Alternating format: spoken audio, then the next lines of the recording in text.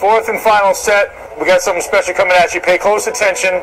I'm going to intro this, tell you how to do it, and then you're going to watch it and really, really pay attention. So Brandon's going to do exactly what we did for the typical NOS in the MI40. You guys all know what NOS was.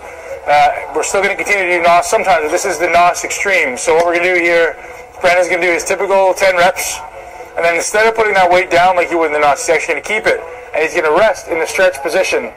Rest in the stretch position. So we're trying to optimize the stretch across the pec as much as you possibly can, and you do that by contracting everything across your back. So if my back is contracted, that means my chest has to be relaxed, theoretically. So we're going to try to stretch there for, typically the protocol says 30 seconds, but because it's your first time, I'm going to have you do 20 seconds, at least for the first couple weeks. If you want to work up to 30, that's going to be great too. So we're going to do 4 drops, each of them resting between with a 30-second loaded stretch. So this is called interset stretching. Let's do it. So typical 10 reps, same idea, explosive contraction.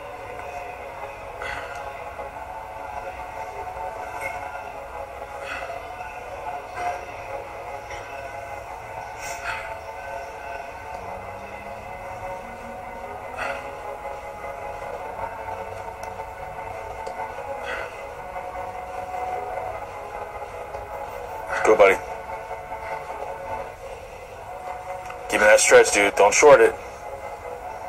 That's better. You get another inch there. Great.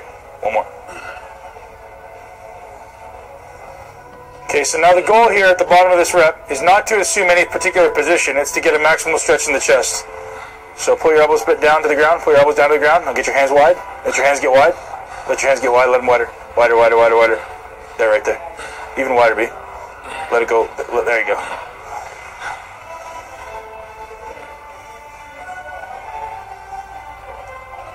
So whatever position you need to assume to get a maximum stretch in your chest, keep that rotated this way. Okay.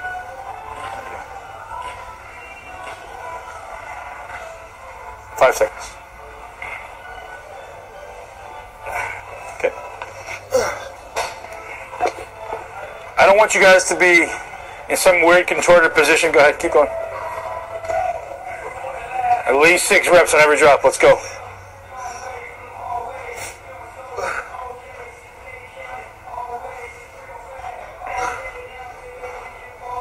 Come on, explode. 3, let's go. Easy, come on, you got this. Give me that stretch. Work. Easy, keep going, let's go again. Come on, again. One more rep. Do the negative. Do the negative. Good. A little wider with your hands. Take your hands a little further apart. A little further apart. Good.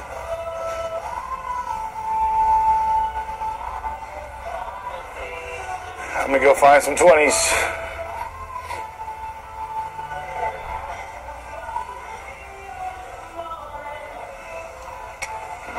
That's good, Brandon.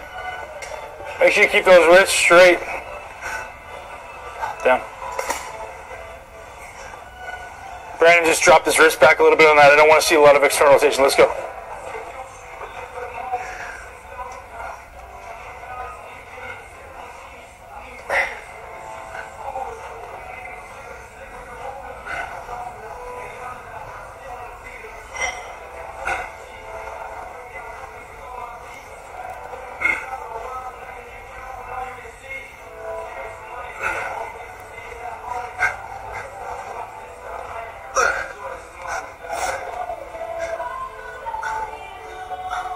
Good. So one thing you're going to notice as you if the weights get really light on this exercise, someone's going to feel like this is easy. So as an evil and mean trainer and training partner, I'm going to add a little bit of tension to his hands. And he can give you feedback if you're putting more pressure on one side than the other. But you can usually observe which side is going. Make sure the sides are going about the same distance.